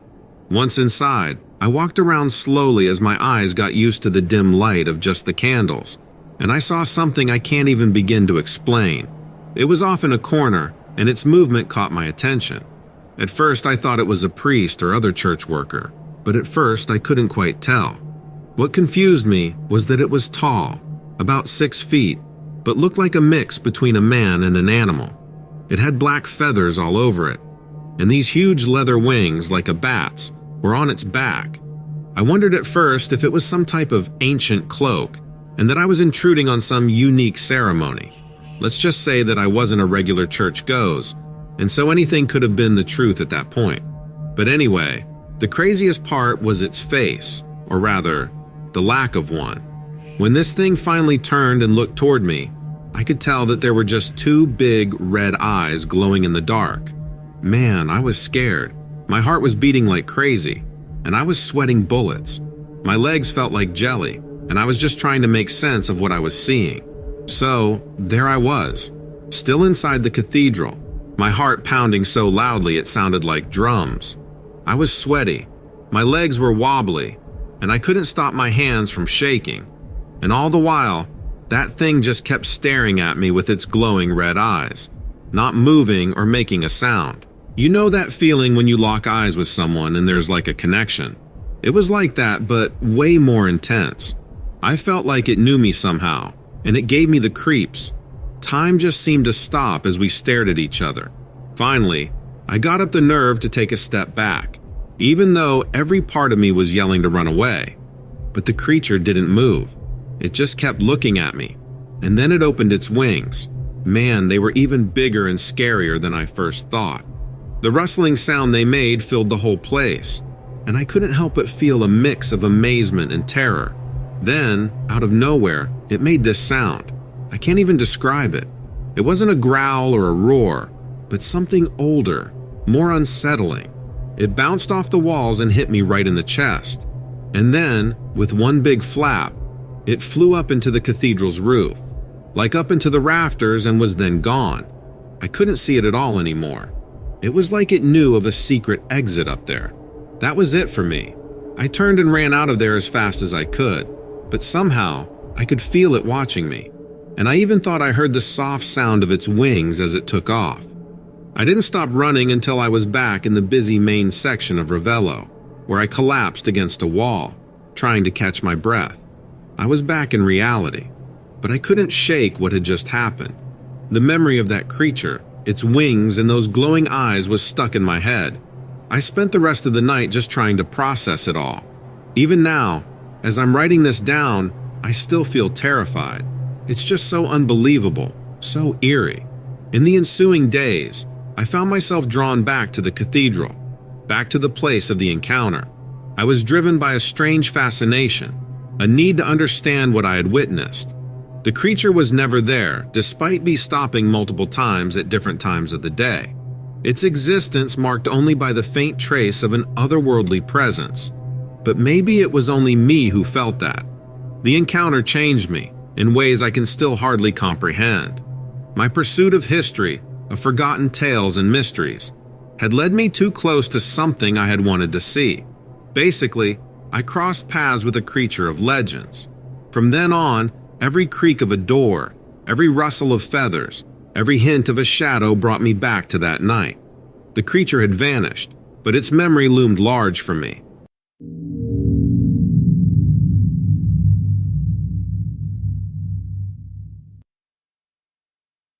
Hey there, I'm writing to you because I really think that my story is something wild, and you'll probably be able to make more sense of it than me. I live in a pretty rural town, down in Kansas, and a few months ago I saw the strangest thing I've ever laid my eyes on. There was this one morning that I had to go to the DMV and get a new license. Mine had expired. I got up early, way earlier than normal, and overall it seemed like a typical morning. It was then, on my drive to the DMV, when I saw it. Halfway there, I'm driving through my rural town into the more metro area of where I live, and I notice that there is some huge thing in the sky, nearly right above my car. At first, I freaked out. There was some flying object, in the sky, and whatever it was descending to the ground and fast. I thought at first that it was a plane, and that stressed me out more than anything. Was it a terrorist attack? Was there some kind of internal malfunction? I wanted to call the police or something, but the fact is I sort of figured someone else already had. Besides, I was in shock and wasn't reacting properly. Anyway, whatever it was crashing. There was a stream of smoke coming out from behind it, clear as day. The odd thing was, as it came closer to the ground, closer into my field of vision, I realized it was definitely not a plane, or a helicopter, or anything I've seen in my life. So now I'm watching it way closer, because I want to see where the thing is going to drop. I know that curiosity killed the cat, but this seemed like something important, or at least abnormal enough to pay attention to. It was shaped like a CGI starship from a Marvel movie or something. It wasn't a flying saucer, but the way it was designed looked very foreign. It was gray, and for all intents and purposes, too large to go unnoticed, and too large to be in the sky for that matter. Eventually, after a short while, I see it descend closer and closer to the ground. Nearby, but definitely a few miles out. I figured, hey, I'm already late for my appointment. I should go see what the hell this is about. So now I'm speeding my way towards where I saw the thing crash. I was going quick as hell, and I got there in less than 10 minutes. I parked on the side of the road because it crashed in a kind of woodsy area I could only get to on foot. I can't lie, the adrenaline was high, and I was very excited to find this thing and figure out what the hell it was. Much to my dismay though, when I got to the crash site, there was nothing there. I mean, there was a hole in the ground, but nothing else. It was just a massive empty crater in the middle of the woods. I thought I was going crazy. I thought first that I had imagined the entire thing. And then I tried to rationalize that I had found the wrong spot, that this wasn't really where it had landed. But I soon understood that neither of those things were the case. Nope. In actuality, the damn thing just disappeared. But I'll tell you this, it didn't disappear without a trace. I jumped down into the big hole at the crash site to have a look around, and to check that the ship wasn't, like, invisible or something. And believe it or not, I found some debris. Debris is vague, I know, but this was the really strange part. I collected all the weird rocks that were scattered at the base of the crater and shoved them in my pockets. I looked around but found nothing else strange, and so I skedaddled out of there ASAP and took off in my car. Right away, I called my friend Tom, who is a rockhound and amateur geologist. He analyzed them and tested their densities and checked for Mohs hardness, or whatever, and tells me that the rocks I found were scraps of meteorites. That's right, rocks from the sky. Insane. You might not see how this is substantial, but the fact is that if what I saw was any other known aeronautical machine, there's no way in hell it would have been up in space like it was.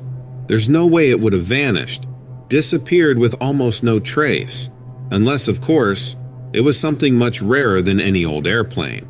My personal theory is that the thing teleported, that it entered our atmosphere and crashed somehow. and then by using some kind of weird technology, it got teleported back to wherever it came from before anyone else could see it. I've been scratching my head, kind of going crazy about it, to be honest. Since then, I haven't seen anything strange, but that doesn't mean I haven't been on the lookout for it.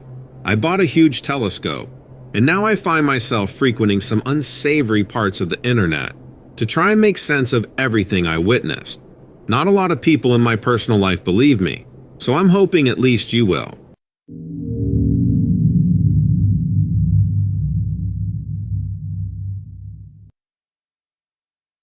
A few years ago, I was staying with a buddy in his huge rambling farmhouse out in rural Texas.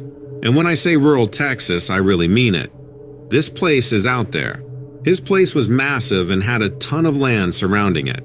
We were both writers, or should I say, aspiring writers. And it was the perfect place for both of us to lock ourselves away and get on with our novels. The views were amazing, which we hoped would be inspiring. And there were plenty of deer on the property just wandering around aimlessly. My buddy was pretty protective of them lately, mainly because a couple of times over the last week or so, we'd found one mauled at the edge of his land. Let me tell you, that's never pretty, and it upset him a lot. I mean, this guy loved doe, and it was just a large congregation of doe everywhere. He would constantly be setting out apples for them and salt licks. He was always sticking them around, hoping to draw them in. I think his plan was to pet one and probably befriend one. When it happened for the third time, despite it being what can happen often in nature, he decided to put down coyote traps, as he assumed that was what was hurting his deer. Like I just explained, he became pretty obsessive and very possessive of his deer. Maybe it was a coincidence, but there wasn't another attack for a few weeks, so he was sure that the traps had driven away the coyotes. I mean, this was a good thing. But we had also seen a few fawns, and then he was beginning to get really anxious that they would be easy pickings if the coyotes returned. After all, fawns are pretty defenseless. He even took to sleeping downstairs with a shotgun next to the door, so he could rush out and help if needed. I thought he was crazy, but then this story does get crazier, because one night we both heard an unmistakable howl outside. Even as a writer, although we both pen crime drama, I would struggle to put into words exactly what it sounded like. So the term howl is the best that I can come up with. I think it is the single most terrifying noise I have ever experienced. I bolted down the stairs to find my buddy, and the gun gone, the front door wide open. I threw on some boots, since you never walk outside in Texas without boots, and ran down to the traps. And that was when I saw it for the first time. Despite standing with a gun aimed right at it, my buddy was frozen. I mean, I can't say I blame him, for there in the trap was what I can only describe as a horrible wolf-like creature. Now I heard your audible gasp, your disbelief. Why on earth would I jump to that conclusion? Surely it was just a large coyote, or maybe a plain old wolf. Well, let me ask you this. Did you ever see a coyote stand on two legs just like a person and walk upright? No. Did you ever see one that had a long, skinny body and arms with hands resembling that of raccoons? Not paws, and not human hands? I didn't think so. Have you ever seen one covered in hair so dark that it literally absorbed the light around it? And have you ever looked at something's face and thought, that looks like a wild dog, but with human eyes? I bet you haven't. Well, a thing with those descriptions was caught in the coyote trap. It was huge, taller than both me and my buddy. And we're both 6 feet, ballpark. This thing was mad, viscerally angry, veins popping, mouth frothing, as it pulled violently against the trap. "Shoot it," I whispered to my buddy, and he seemed to snap out of his trance. He raised his gun and fired off a shot. Normally he's a pretty good aim, but I think the fear overtook him so much, which led to unsteady hands, and the shot went wide. What it did achieve, however, was to fire up this thing more. It gave another howl, although now being closer, it almost sounded like a human scream, like the Incredible Hulk, and it ripped itself out of the trap. We were now the ones screaming, and the gun was going off as my buddy was just shooting wildly at this thing, like he was playing Doom. I don't know how he could have missed every shot, but we'll never know, because this creature, wolf thing, ran off and never came towards us, and seemed to be more pissed at being caught than wanting to hurt us or retaliate. The deer, of course, had all fled due to all the commotion, and I'd felt like it took quite some time for them to feel brave enough or safe enough to come back and graze. We both stayed up all night those next few days, guns in hand, ready to shoot at the first sight of it coming again. Well, it never did. My buddy installs all sorts of expensive security equipment, cameras, etc., but nothing like that thing has ever been seen or heard on the property again. We will never know exactly what it was and if it was hurt, or if there was more, but I will never forget seeing a human-like body with a dog's head and human eyes. It's by far the worst thing I've ever experienced, and I hope to God that I never see anything like it ever again.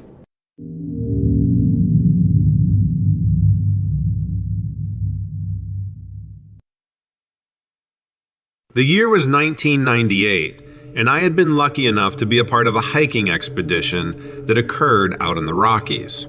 I was thrilled to have been invited because I wasn't as seasoned as the rest of the group.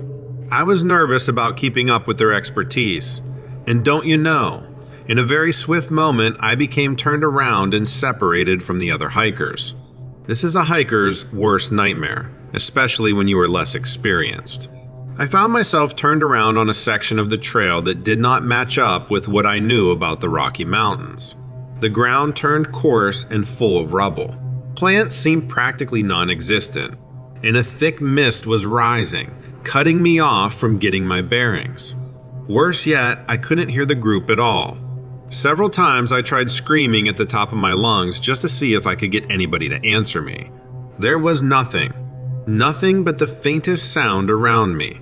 In fact, sometimes it seemed like nature itself was silent, shushing me as to stay silent with it. The first sign that things were not right was the article of clothing I found. I came across a pink denim cap of one of the people that had been hiking in my group. I didn't remember the girl's name, but I distinctly remember that faded pink cap for some reason. I'm one of those people that can remember far more details than I can a person's name, but that's just how it is. I picked that up with the intention of eventually returning it to her. I even dared to take the sight of the hat as a sign of hope. Perhaps I was near them after all. But how could she have dropped the hat and not realized? Things didn't really make sense at this point. The hope was short-lived when I came across and recognized a backpack that had also belonged to someone in my group, but I couldn't place exactly who. I just knew I had seen it on someone. I continued through the thickening fog for hours with the distinct feeling that I was just going in circles. I thought about how my rations and supplies were very limited. If this continued, I would eventually have no choice but to perish out here all alone. Yes, I was already thinking about doom at this point. I came across another possession, one of my fellow hikers. This time there was a new level of bad news. It was a bandana that I remember seeing on one of the guys. The guy with spiked hair. It was stained with something dark and red, and I knew exactly what it was. I just didn't want to admit it. I couldn't fathom my brain going there. It was at that point that I began to feel panic, stalking me from a distance. My first thought was that robbers had came upon my group. Or maybe robbers isn't the correct word to use. Maybe modern-day bandits. I don't know. But either way, something had clearly happened to the group. I hadn't heard any noises that would suggest a big bear or big cat attack. No screaming, no crying, nothing. I even looked in the dirt trying to find tracks or any sign of activity. There didn't seem to be any signs of a struggle. It's as if their clothing had just fallen off. So I quickened my pace with my visibility reducing by the minute, and the things I could see were things that I didn't want to. I came across a pair of shattered glasses that were all too similar to the pair worn by the Asian girl in my group. Then there was a torn sports bra that also looked to be blood-stained. One article after another that I could recognize as being from my group emerged out of the fog as I pressed onward, and my own sanity was beginning to teeter. So I broke into a light jog even though the ground and the visibility was treacherous. The path began to descend with the unusual rocky ground rising on either side of me. Then, just like that, the trail went into a small cave. Small enough that if I wanted to get inside, I would have had to stoop down. Something inside my body wanted me to turn and run, but my conscience and need to find the group overrode my primal caution. I wondered if they could be inside, so I struck up my lighter and reached into the cave. What came next, I remember only in particles because in my mind, evidently, was closer to breaking than I'd realized at the time. The halo of the flame showed nothing but rock at first, but then a pair of eyes turned to me from somewhere, at the edge of the light's influence, and then another pair, and then more. Then the light showed me towering, furry bodies that were hunched in their stature, as if they were all used to a life of crouching and hiding. I hate to tell you this part, because it's gonna sound like I'm crazy, but I can only tell you exactly what they resembled. And what they resembled were werewolves. That's the worst word to use with the complete overexposure of it. But honestly, there's no other word to describe what animal I saw. Their teeth extended well past their lips, and I can tell you they had long ears that looked like horns almost. Their mouths were busy chewing and gnashing something. I could hear the sounds of ripping and tearing. It was meat. They were eating on something. I didn't see. I immediately worked my way out, and they didn't give chase. I'll never know why. Maybe there's a reason they didn't want me. I'll never know. After climbing my way out, I luckily eventually found a trail, even though I was completely and utterly traumatized. I ended up contacting authorities, and they did a very thorough investigation. They also made a search of the area but uncovered nothing, which was both surprising and unsurprising at the same time. I told them all about the bloody clothes and all the belongings I had found, and told them that I think that we were attacked by large unknown predators. They didn't really seem to take my story seriously. In fact, I was even a suspect for a while in the disappearances. But nothing they found was conclusive. I even told them there was a cave where I had seen horrible beasts. I understand this story is sounding more and more crazy as I go on, but this is my experience that I have to live with. It will be with me forever, for the rest of my life. I don't get to just shut it off. And add to that, I have the trauma of dealing with being a potential suspect. Of course, that didn't result in anything, because like I said, they couldn't find anything conclusive that led to me. Anyway, this was over 20 years ago, and none of them have ever been found. And I still live with the agonizing pain of it all. I've only told a handful of people over the years in hopes that somebody can give me reassurance that things will be okay and that I'll be able to get through everything. But who knows? I can only hope.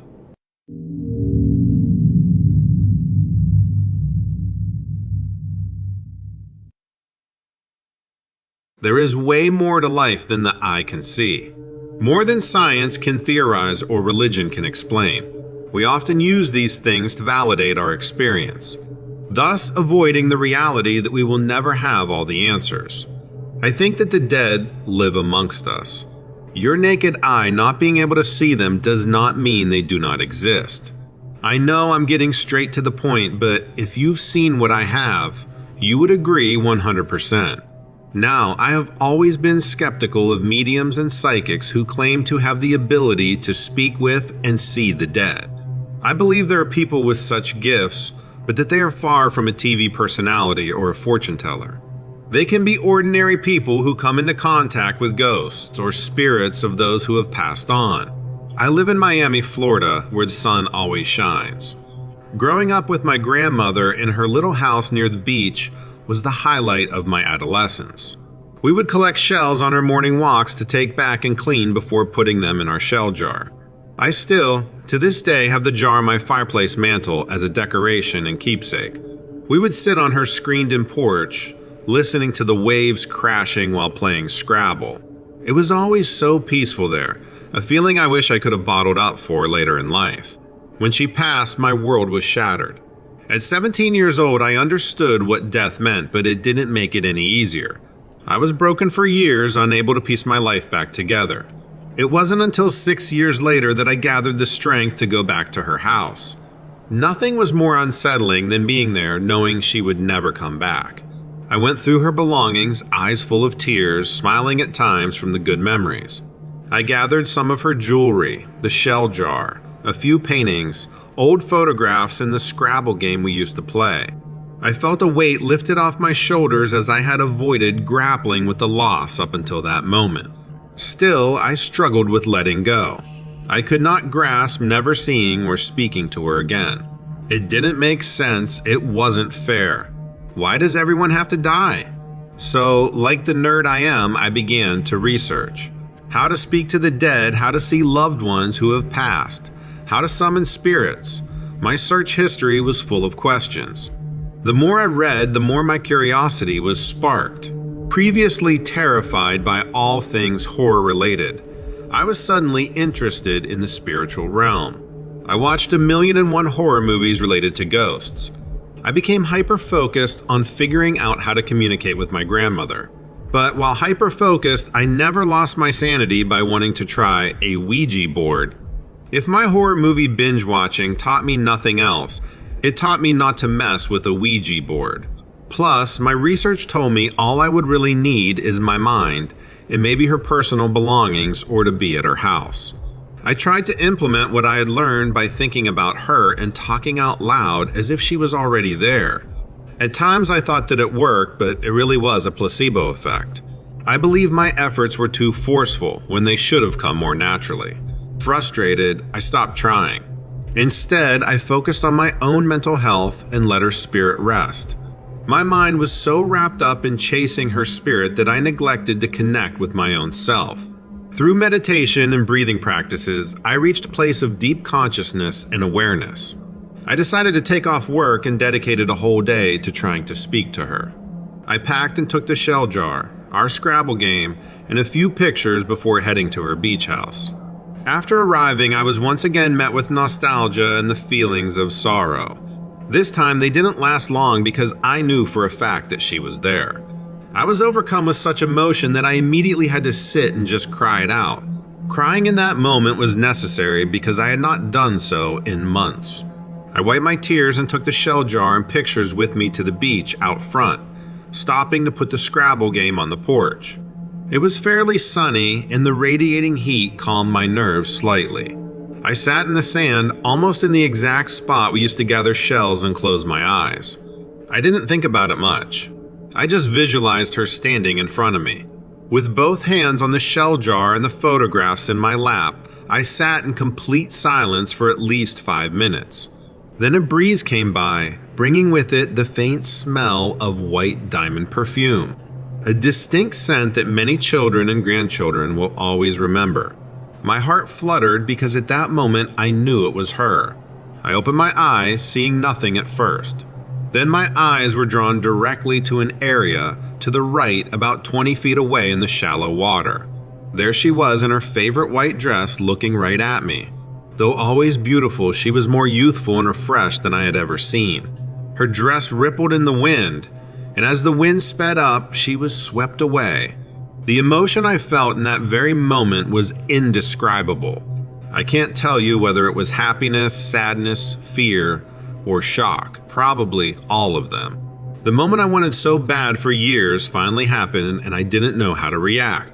Now 3 years later, I can confidently say that I always know where exactly to find her, walking on the beach or in the water. So anyway, I just wanted to share this with you because I thought it might be something your listeners would connect to. Basically, it really is true that things exist beyond the world that we think we know.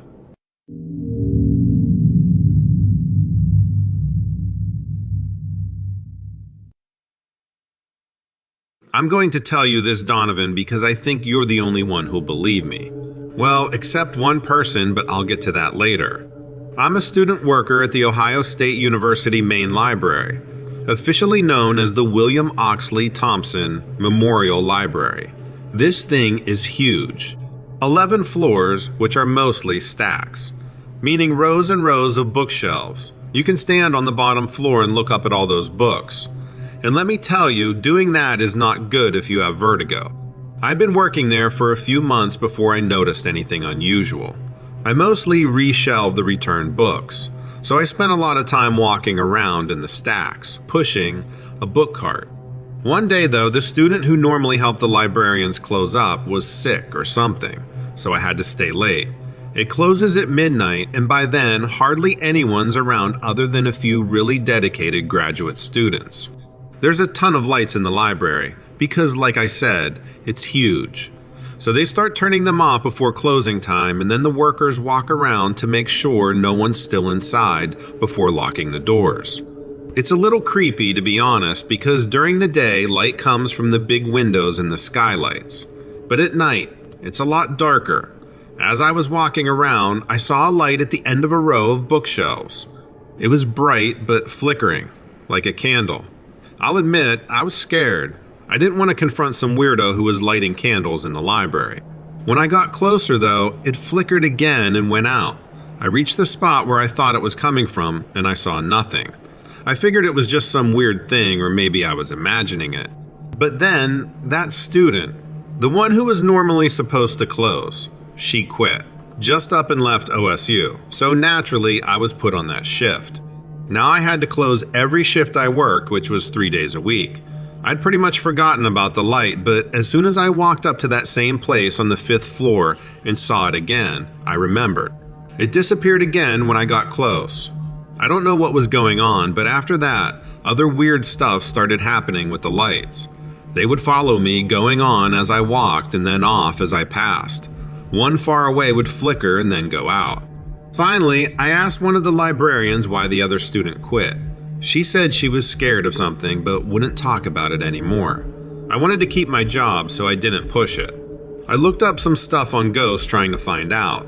If it was a ghost, how I could make it go away. But all of them said you had to know something about the person, the dead person, before you could really do anything. I started sneaking off to spend part of my shift looking at old copies of the campus newspaper. I'd grab a volume and flip through a few pages whenever I got the chance. It was slow work since I had no idea what I was looking for. But one day, as I flipped through one of the yellowing bound volumes, I felt something like a flash of lightning in my head. The story in front of me was about a girl who was caught burning candles in the library. This was in the 1970s, before the renovation of the library in 1977 that I'd seen mention of in other issues of the paper. The article noted that she'd been found dead outside the library, and people were speculating that she'd been conducting satanic rituals with the candles. The cause of death was blunt force trauma to the head. I turned forward through the next few issues, but there weren't any other stories, which told me they never found out how she died. At least, that was my guess. So I had some information, but I still didn't know how to get rid of her ghost. If it was her and if I could do it. Both big ifs. I did some more research and people always said ghosts need closure. But there was no way I could figure out who killed her. If someone did way back in 1970. There was one idea that might work though, I thought, and that was making an altar. Well, not really an altar. More like one of those roadside memorials, you know. The kind with pictures and flowers and stuff. So I photocopied the picture of her from the paper and got some fake flowers. There are always bookshelves in big libraries like that aren't full. I found one in the most remote part of the library, the very back in a corner, and put a little memorial there. I even found a little angel statue and stuck it with the other stuff. I don't know if ghosts can sense stuff like that. So I made sure that night when we were shutting down to walk to the memorial. And yeah, the lights were turning on in front of me and off behind me. This time, now that I knew, or at least thought I knew, what it was, it seemed less creepy. Almost just like someone walking there, except I couldn't see them. When I got to the memorial, the lights flickered. I walked away without looking back and the lights stopped following me. After I was pretty far away, I turned and looked back. I saw that bright, candle-like light seeming to hover near that shelf where the memorial was. The next night, I walked around and didn't see any weird stuff with the lights at all. It was strange, almost sad, like I almost missed it. When I went to where the memorial was, it was gone. Maybe the janitor picked it up or maybe something else happened to it. I don't know. But I never saw that flickering light again.